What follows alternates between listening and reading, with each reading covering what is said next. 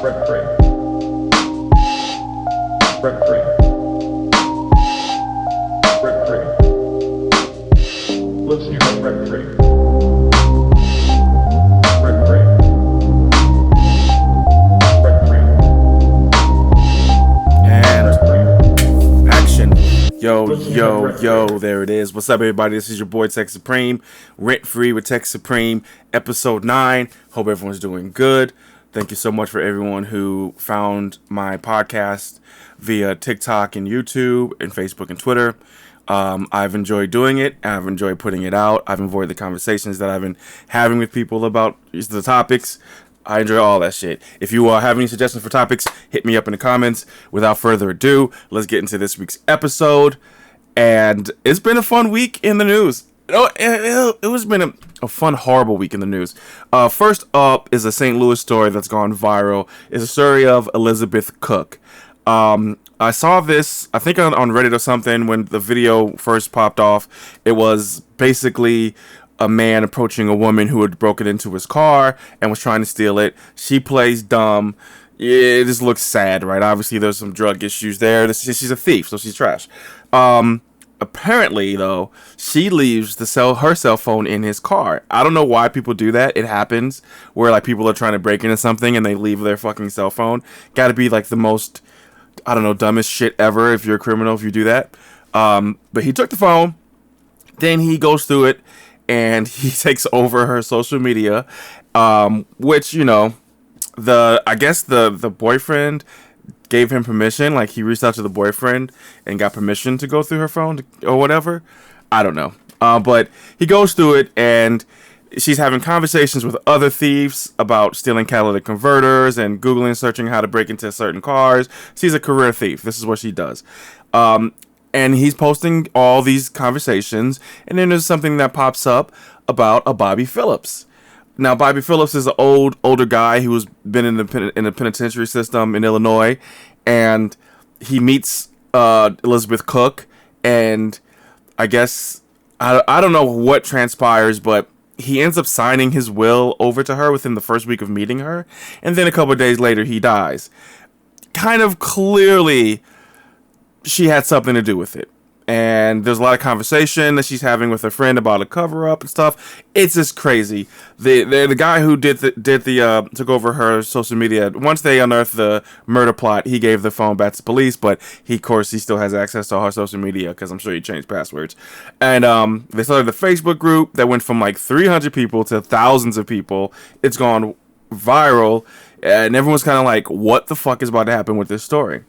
This is a South St. Louis thing, and it's sad, but it's kind of crazy, man. Like, these people are running around here doing these crimes for these drugs, like for all kinds of shit. It's just kind of fucked up. Like, the murder plot. I think everyone's going to be watching this situation to see what happens. I believe that she's in custody right now on different charges, so we'll have to like kind of see what happens with this one. It's a shit show. You know, it's one of those things that's an absolute shit show. The name of the Facebook page is Elizabeth Cooke Corkboard, and they've been consistently uploading to this thing, and everyone's trying to figure out. Some people have gotten their stuff back. Like, some people legitimately have gotten like their stolen property back because of all of this that has transpired with their phone. So that's actually a positive. But man, it's kind of sad, and we got to stay tuned to see what happens. Very interesting stuff. Moving on. Now, this is something that I've always had conversations with. I like going to the movie theaters by myself. That's my thing. I really enjoy it. I enjoy not having to answer any questions. I enjoy just, I don't know, like the solitude of it all. Like going to get some popcorn, sit in a movie theater on a wonderful Tuesday afternoon, and just vibing. I can do that with no problem. Now, before, maybe in my 20s, I wasn't able to do that. But I don't know. I think Indiana Rome got me on that. Like, I know he was going to the movies all the time by himself. I would actually see him in the movies. Like, I would go to a Thursday premiere or midnight premiere and see him there. And so I started trying it, and I really, really, really enjoyed it. So I kind of try to go once a week, honestly, to the movies solo, if I can. Oh, text message time. So, never mind that. it's, so I like going to movies by myself. Now, the reason I bring that up is because one thing that I can't do is go to a restaurant by myself or go to a bar by myself. Now, I have gone to a bar by myself if I'm out of town and the people that I'm with are getting on my nerves. I've done that before, but I've never actually gone to a restaurant or bar by myself. And that's actually something that I want to do. Like, I know, like, that's just a weird mental thing that's stopping me from doing it because, like, this should be no problem. And I shouldn't care about what people think, but for some reason I do. And I feel like if I do go, I have to have, like, a book or look at my phone or something to, I don't know, distract myself or, I don't know. My wife does it all the time. She goes to restaurants all the time because she travels for work, and she'll have to. If she wants to eat, she'll have to go by herself. So she has no problem doing it. But for some reason, I have a problem doing it, and I see people do it all the time. I've talked to people who go to the bar by themselves. Me and my wife will go because we like to sit at the bar at restaurants and stuff, and we'll see someone, and at certain places, that we're regulars at, we know the people that come to the bar sit by themselves. It's a skill that I don't have yet that I want. It's just because I guess it's just a mental hurdle, and you have to like realize and recognize your own mental hurdles and things that are stopping you or deterring you from doing something and why. Mine is perception. I don't want to look like a weirdo, but like I know that people who sit by themselves don't look like weirdos. They're not weirdos, so it's weird, but it's something that I got to work through. So I resolved to go to a restaurant by myself. Like I even struggle with like getting food by myself, like going out and getting food by myself. Like for some reason I'm just not good at that. I don't know why. It's really weird. I'll work on it. Which brings me to another topic, and this kind of infuriated me because I was on Twitter and I saw this person who was playing Apex Legends. Everyone knows that I'm a big Apex Legends guy, and the tweet was that he was in a random game with people, and one of the other people that was random, he recognized the name as a streamer, and they got into it. And which is fine. It happens in video games. It happens in Apex Legends. You get into it. Those things happen. But the woman, the streamer, says you're nobody. Like you don't have, like you're not no one knows who you are. You don't have. I have 90 people watching me right now. You're nobody. You're a loser. And when I saw that, it kind of infuriated me because, first of all, 90 is in streaming world, sure, that's a lot, but it's not like, you're not like killing the game. Like you're a small streamer at that point still in the Apex world. So like to down someone and to put someone down for not being as popular on this one specific platform is really goofy to me. Like, you got to be a better human than that, right? Like, and understand that like popularity is something that comes and goes. Like, unless you're uber famous, which you're not, it's gonna come and go. Like, yeah, like cool, you did good work getting this far, but like to down someone and to like gatekeep relativity as a human being because you have a certain amount of people watching your video, you play a video game, it's so elitist and pretentious and just downright toxic and fucked up. So with me having a very, well, some would say a good music career in St. Louis, I've seen the height and fall of what popularity is. I've seen people go from unknown to popular to unknown, and I've seen people who were able to negotiate unknown to popular to stay popular for a long time.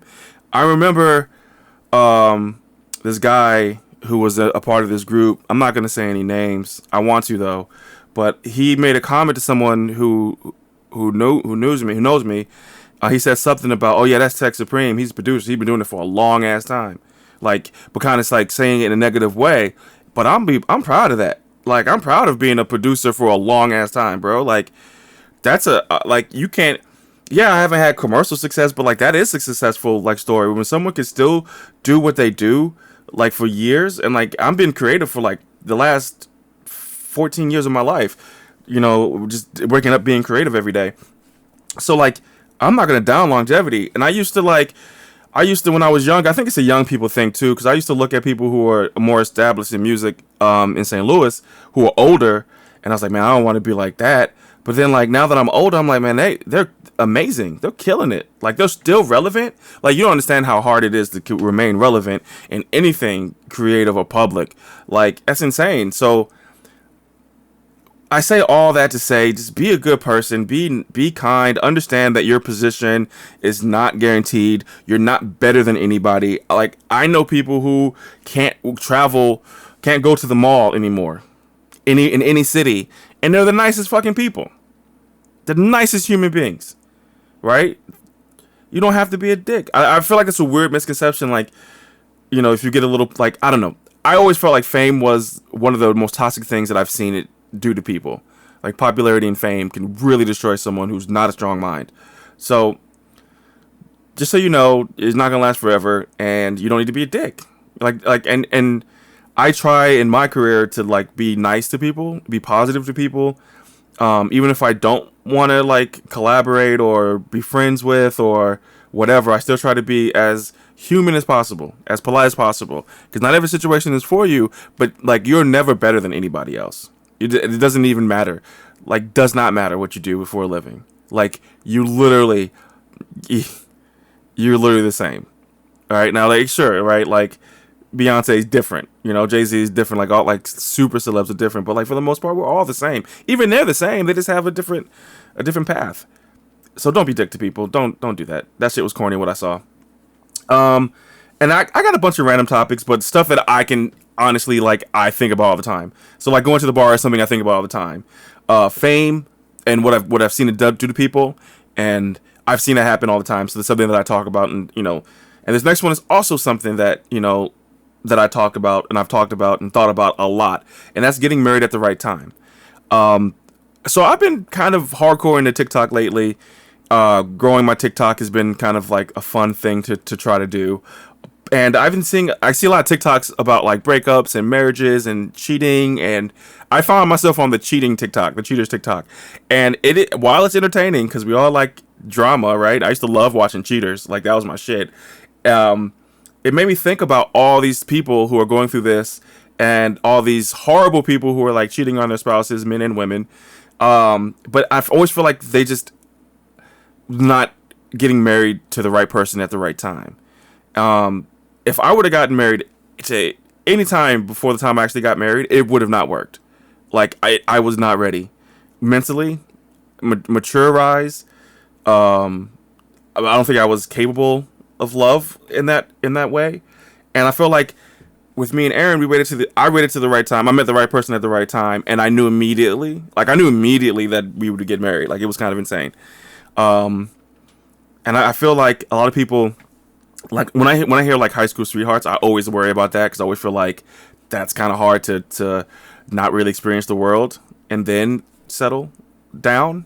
I said, okay, I paused a little too long on settle. So, like, not actual settling, but, like, settle down and, like, lay down your family. And some people, it works for some people. It definitely 100% works for some people. But I feel like, and me and my wife talk about this all the time, that everyone needs to have a hoe phase. Like, you have to have a period in your time in which you just wilding out, and, like, you're living life to the absolute reckless fullest, right? Because it's not the fullest, but it's reckless fullest. It's fun. And, like, you got to have that fun. You got to get it all out of your system. And sometimes people don't have that in the system to do. Some people have a lot of it, and they got to take a long time to get out.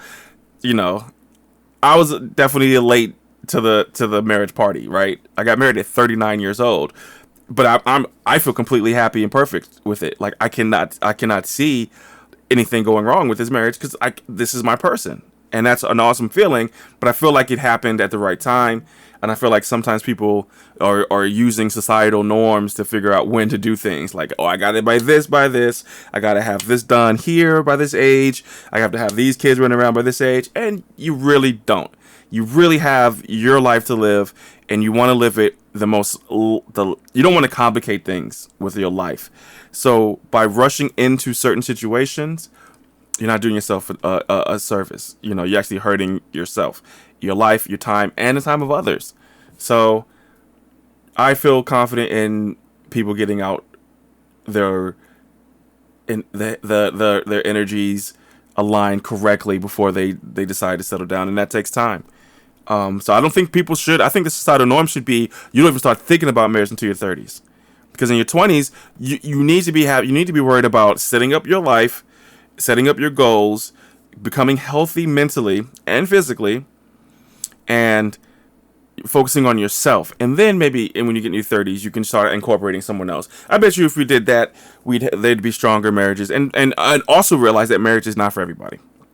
At the end of the day, enough with that. That's my thoughts on marriage and getting married at the right time. I feel like extremely lucky and fortunate that the universe smiled upon me December 15th, 5 years ago. So, moving on. I was watching Netflix yesterday, and I have this thing where I don't watch shows like I kind of like other people do. So yesterday I was like, I'm just gonna watch something on TV. I always visit on something. I'm always doing something, looking at my phone or something. I want to sit down and watch something. So I turned on Netflix, and the first thing I saw was Malice at the Palace. Anybody knows me, I'm a basketball fanatic. I remember Malice at the Palace like it was yesterday. I remember seeing it on SportsCenter. I remember how I felt towards the athletes with the news reporting and how they were talking about the athletes, and they really painted a picture as if they're thugs. And I feel like the naivety of the American population at the time, because this was kind of 2000 and I forgot 10 maybe. When was Malice at the Palace? I gotta look that up because that's gonna bother me, because I feel like we were already in a place in which we should have known better. But I don't think we, as a culture, as a society, were well aware enough. So it was 2004. So we had cell phones, but there wasn't a huge social media thing going on. There was a lot. But after watching this documentary, I was completely angered, and it felt more racist than anything else. And when I say that, what I say is the fans attacked the players. Now, players get into fights all the time. You can't, it's embarrassing and infuriating how they treat hockey fights compared to basketball fights, right? When basketball fights were thugs and were villains and were horrible people. Like, look at these criminals fighting, these millionaires fighting. But then when hockey players do it, it's all good. It's all, you don't, like, it's normal as shit to see people without teeth in the NHL. Like, that is a violent sport. Basketball, everyone has their teeth. And not like, yeah, they get into fights, but every sport does. Literally every sport. But when it's basketball, it's thugs. When it's football, it's thugs. We all know why that is. If you don't know why it is, you need to meet some black people. I don't know what to tell you. So when they're talking about Malice at the Palace, what I'm seeing is privileged non-people of color attacking people of color because they feel entitled, right? So because you're a fan doesn't give you any right to overstep your boundaries with these athletes. Like they don't owe you anything. You don't own them. And I think it's a little slave mentality shit coming into sports, right? Like the mindset that they have a right to do whatever they want, say whatever they want. Case in point, Russell Westbrook, when he was in Utah, he snapped because, like, I'm a grown man, first and foremost. Like, I am Russell Westbrook, the basketball player, true, but I am a grown man before that. You're not going to talk to me any way you want to because you're a fan. That doesn't give you license to violate me. The Malice at the Palace, the players got Ron Artest got violated and reacted accordingly. He should have had no suspensions. Any suspensions for the fight with each other? Yes. But if you throw an object at me, which is a felony, it is a crime to do that, you got to face the repercussions of that action. And I know Ron Artest has struggled with his mental health, and he's gotten a good grasp on it, and kudos to him. He was not wrong. If I'm playing a game and someone throws something at me, we're throwing hands. Okay? Now, Ron Artest is walking down, and some asshole walks up to him with his fist clenched on the floor. Ron Artest has every right to defend himself. The judge saw it that way, but then the media villainized him. Jermaine O'Neal damn near lost a very promising career. Like, he was that man. That tainted his career. Now, Steven Jackson, he went on and won a championship, and Ron Artest changed the name to World Meta Peace, and then he got a championship with the Lakers. But, like, the undertone of that entire documentary does not address the fact that these people, these non-people of color in the stands, caused that to happen by exerting their privilege over black people in that field, to the point where Reggie Miller was accosted by the cops. Because apparently the cop didn't know. The Indianapolis cop did not know who Reggie Miller was. He was injured and he had a suit on, and he tried to kick Reggie Miller off the court. Nigga, that is his court. That's Reggie Miller's court. You can't make that shit up. If you watch the documentary, and if you have any sort of, you can read between the lines, it's gonna piss you off. It pissed me off. Let me know what you think about it if you guys get a chance to see it. Speaking of racism, this is like one of those. Me and Ben, which is one of my good friends, we used to have these conversations about race a lot. He's white, I'm black, clearly. And we used to live together, so we used to have a lot of racial conversations. And we settled on a theory about the different tiers of racism, right? Like, there's level A, right? There's your A-type racist, who's just like, Confederate flag, Trump should have won, the South should have won, I don't like black people, I don't like N-words, like... I hate, all lives matter, all that shit, right? And then there's level B, which is a little bit more subtle, like, it's hard to explain, but, like, once you understand there's different levels to racism, but they're still horrible. Me and my wife experienced some racism Saturday. She's from a small town, and in this small town, there's a place that has delicious hamburgers. Like, they have smash burgers, it's delicious, I love it. So I'm not going to say any more than that as far as where we were, but as we were walking in, there were 2 black people walking in as well. Now, this town is not diverse, not at all. So I noticed the black guys, and my wife walks in, and one guy holds the door for her. I hold the door for him. They go to the ATM machine because it's a cash only spot. Me and my wife go sit down, and the one of the owners walks up and says, "You guys gonna be together, or are you guys splitting a check?" I looked around, and I'm like, "Oh, I don't know who they are. We're just black." And Aaron was so mad at that lady, and I could tell those guys were off put completely by what just happened. And they were Air Force or Navy.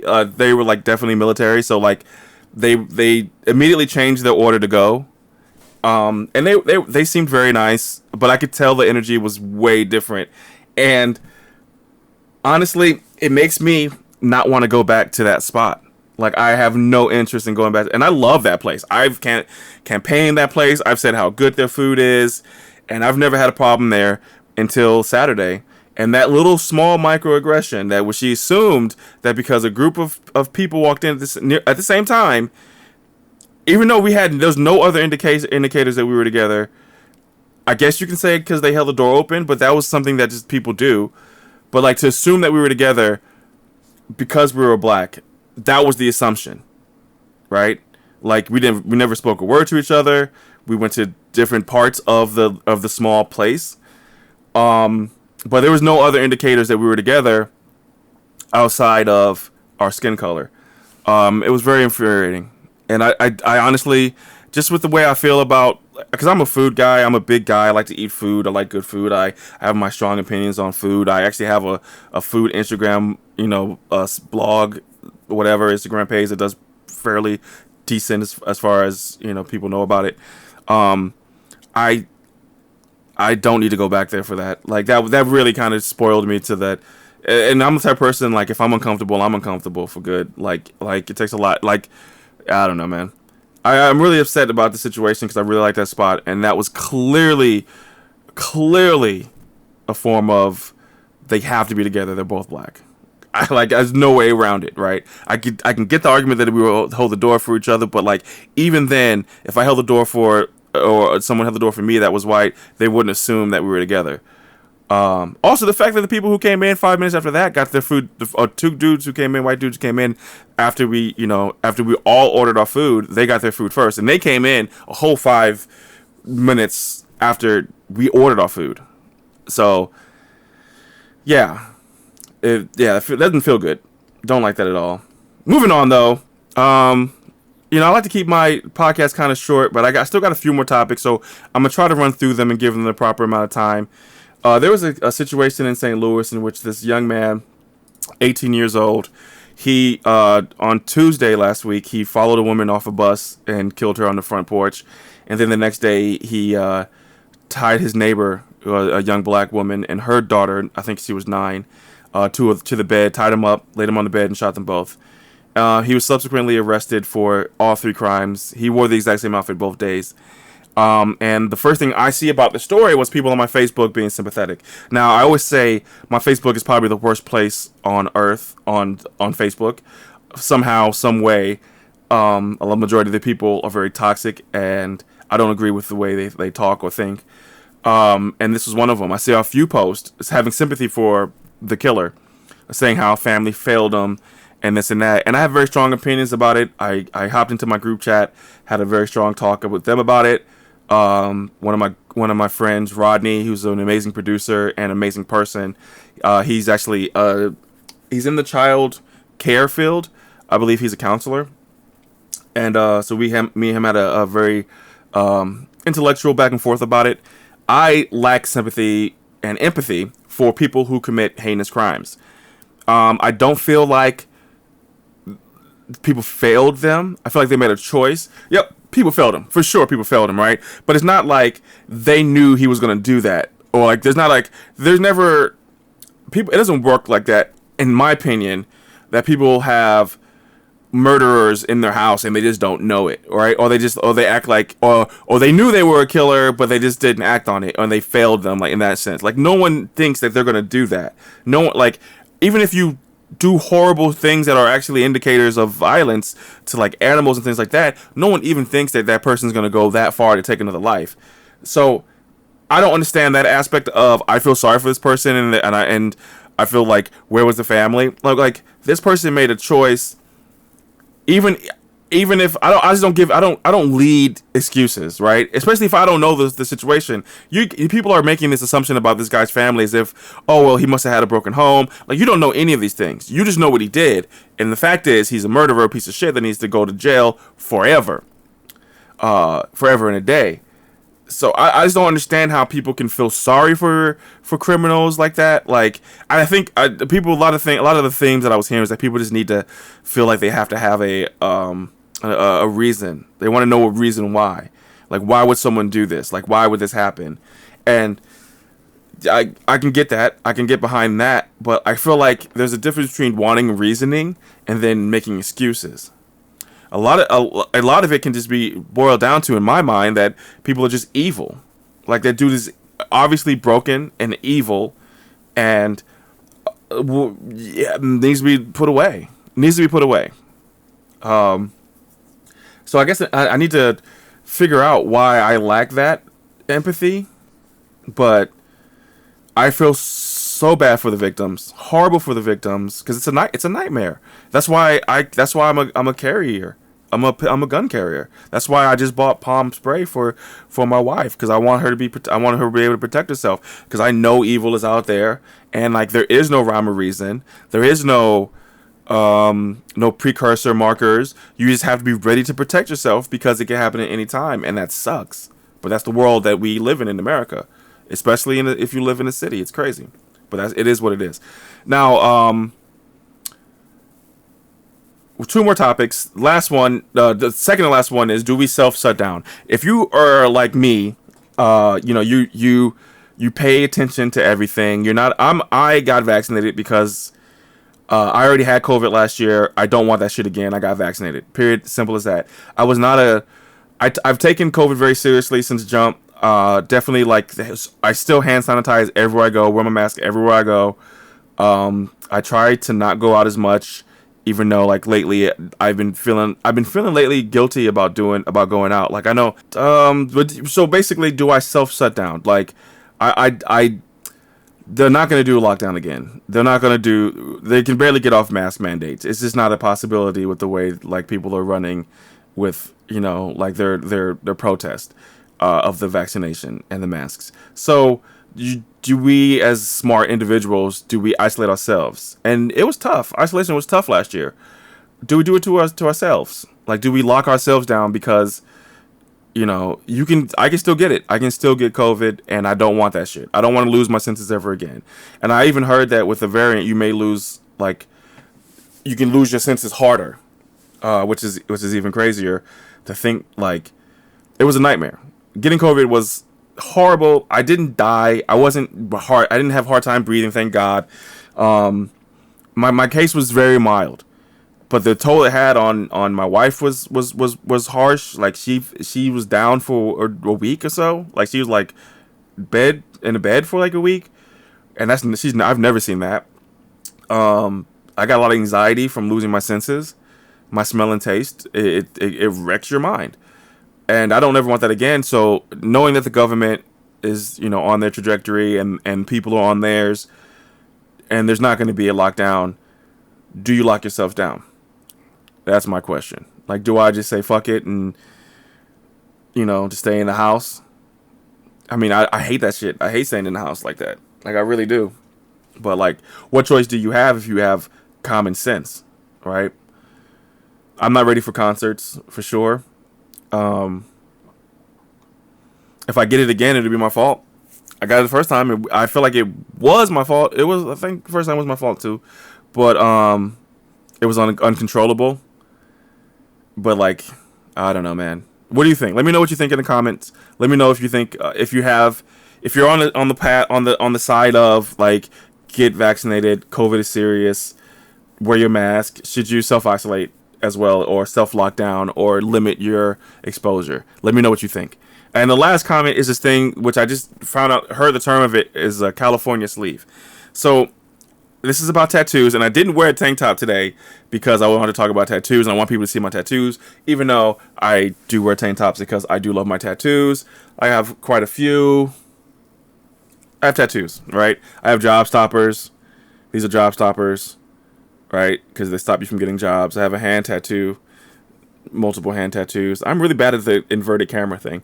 But I say that California sleeve is when basically someone who doesn't have a lot of tattoos gets a face tattoo, a neck tattoo, or a hand tattoo. It's basically in the tattoo culture, and there is a culture to tattoos. Like, yeah, you can get tattoos without being a part of tattoo culture, but there is a culture. There are rules to being tattooed. When I was getting my first bunch of tattoos, you weren't allowed to get job stoppers unless you had a lot of tattoos. You weren't allowed to get neck tattoos unless you had a lot of tattoos, and that's just the way it was.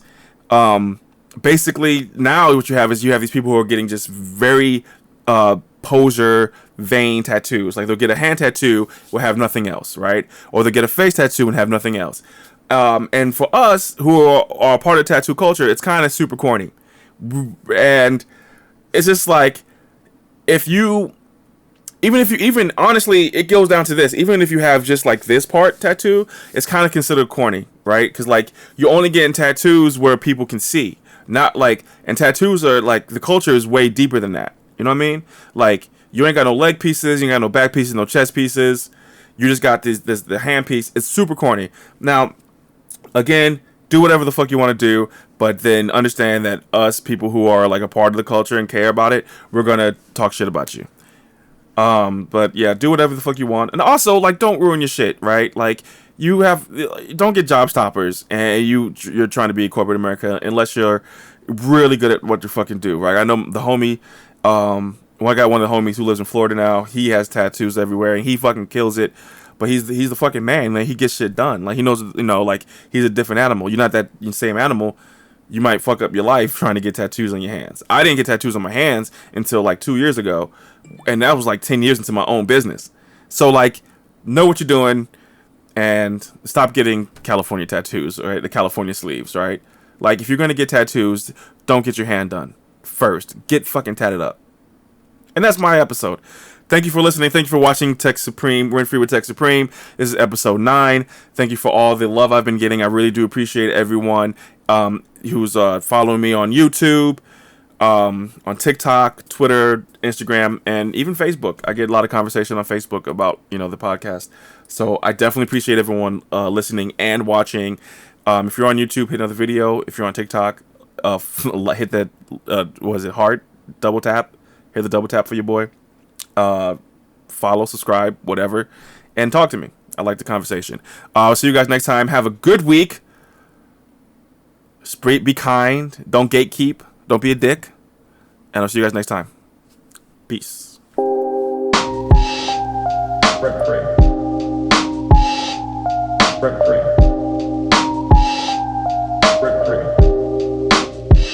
Lives in your head rent free. Rent free. Rent free. Rent free. Lives in your head rent free.